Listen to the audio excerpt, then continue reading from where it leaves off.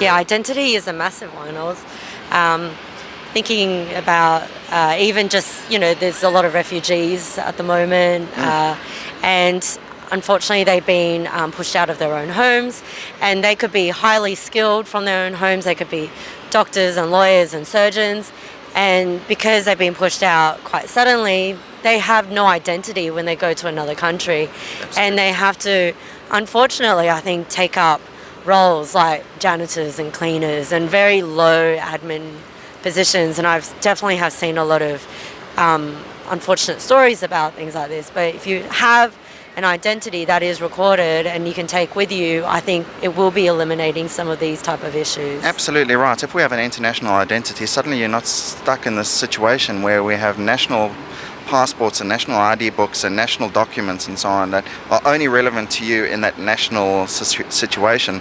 And I guess we elevate every single country to the same standard. I'm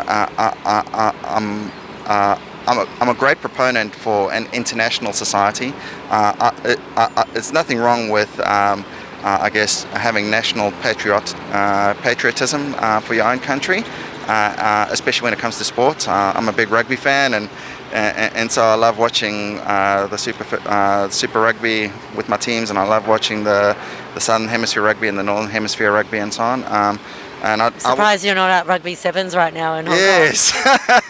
Yes, my wife would probably have something to say about that. But yeah, I think I'm hoping in time something like sports will be kind of like what it is now, the place where we do have our little bit of national patriotism, but everyone, the rest of the time, remains a citizen of the world. And having an identity at the same base layer allows everyone to have that citizenship of the world, and hopefully in time it means that travel, for example, is a little bit easier. We're here in Sydney at the moment, and we had people come from all over the world for EdCon, but unfortunately I spoke this morning, and the guy in front of me who was meant to give the talk before me never made it because the visa restriction didn't let him come into the country.